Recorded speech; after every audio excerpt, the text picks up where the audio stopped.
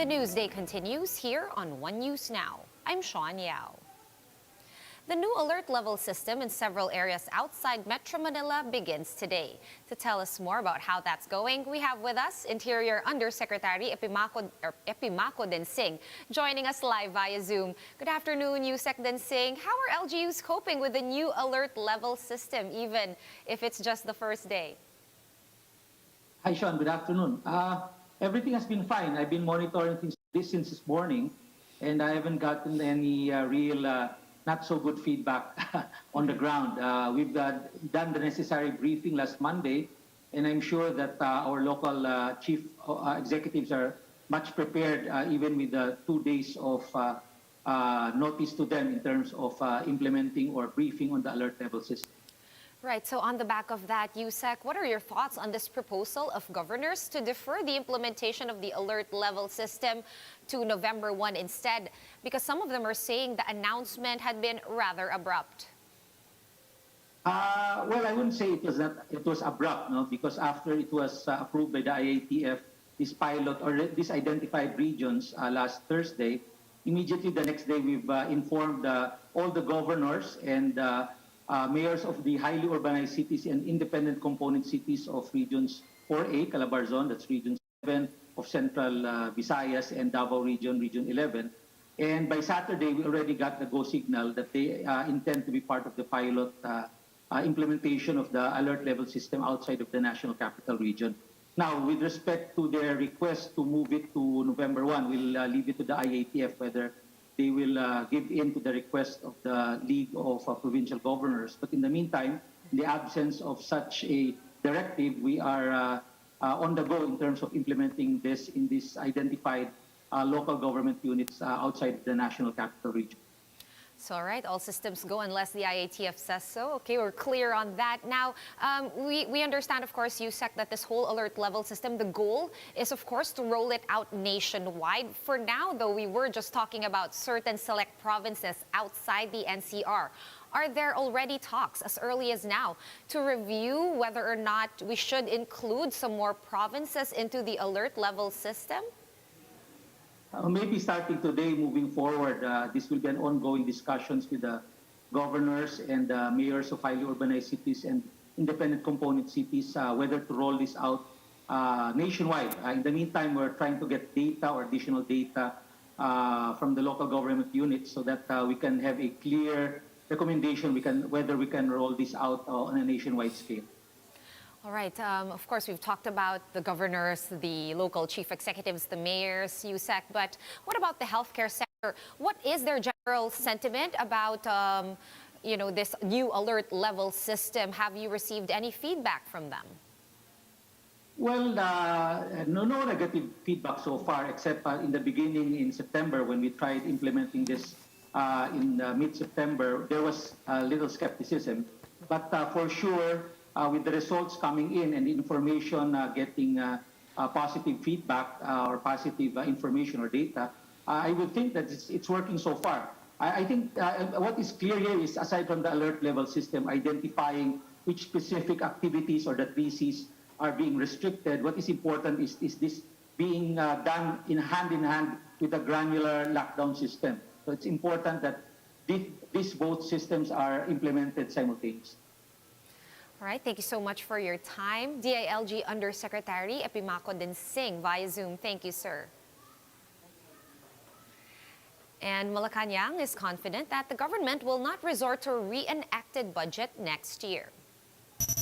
Palace spokesman Harry Roque said that Congress should make sure that this doesn't happen since a part of the 5 trillion peso budget is allotted for COVID-19 response. House Speaker Lord Alan Velasco assured the lower chamber that the lower chamber will submit the approved budget to the Senate by next week.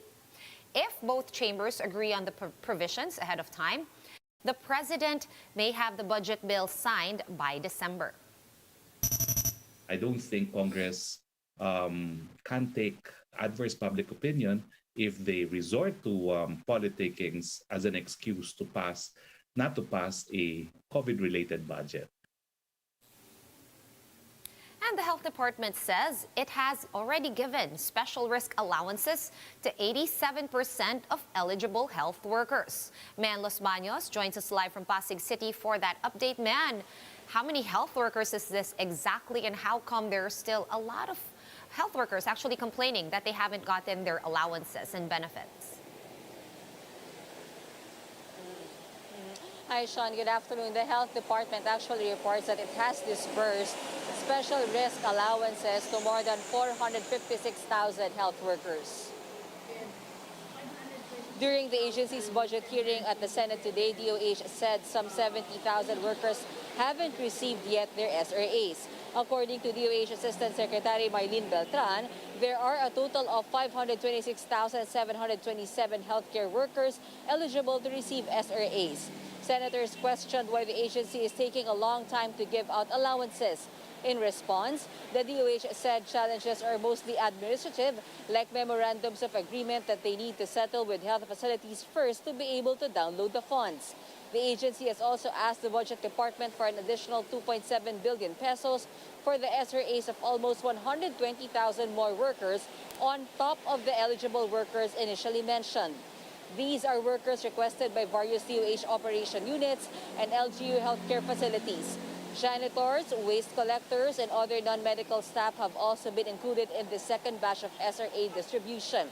In another topic, Sean, the DOH reports that the more than 53.3 million vaccine doses have been administered as of October 19, more than 24.6 million of which were full vaccinations. In terms of stocks, the country has received more than 91 million doses of shots from various countries, according to the agency. Sean, Health Secretary Francisco Duque III said that their vaccination target is from 1 to 1.3 million people daily. And if this happens, they will be able to inoculate at least 50% of our population by December. Sean? Thank you so much for that update, and stay safe. Man Los Baños reporting to us live from Pasig City. The Office of the Ombudsman has submitted its draft bill to amend the SALN law. The bill submitted to the House Committee on Appropriations, Ombudsman Samuel Martirez sought to include jail time for those who would comment on the SALNs of government officials.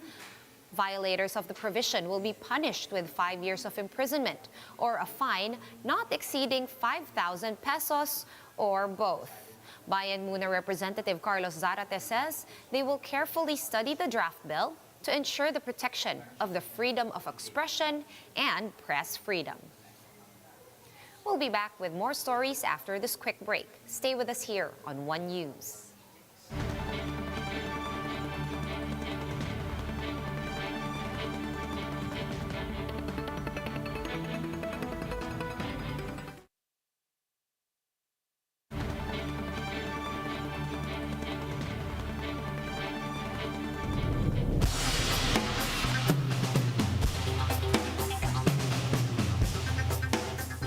You're still watching One News Now. I'm Sean Yao.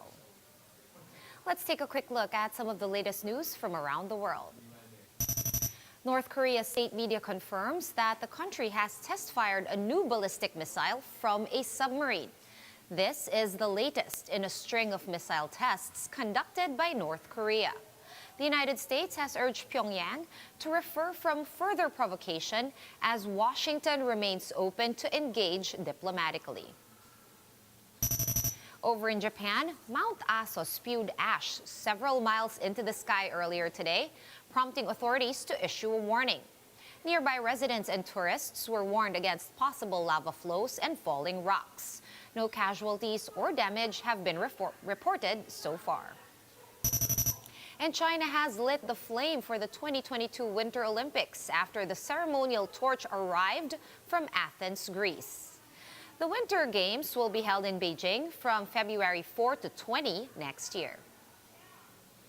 Let's now take a quick look at today's other top stories. Attorney Ferdinand Topacio, counsel for formerly Director Lincoln Ong, has warned the Senate against seeking arrests in relation to the Blue Ribbon Committee inquiries.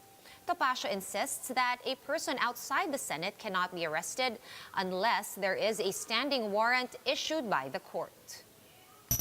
And the CHED, or Commission on Higher Education, says that less than 1% of college students and faculty that are holding limited in-person classes had been infected by COVID-19. CHED Chairman Prospero de Vera said all of the cases were asymptomatic and none have died. In sports, defending champs Milwaukee Bucks and the Golden State Warriors scored opening night wins today. Giannis Antetokounmpo finished with 32 points, 14 rebounds and 7 assists to lead the Bucks over Brooklyn 127-104. In the other game, Steph Curry notched a triple-double despite a bad shooting night to lead the Warriors past the LA Lakers 121-114. For more updates, visit News 5, The Philippine Star, and Business World online.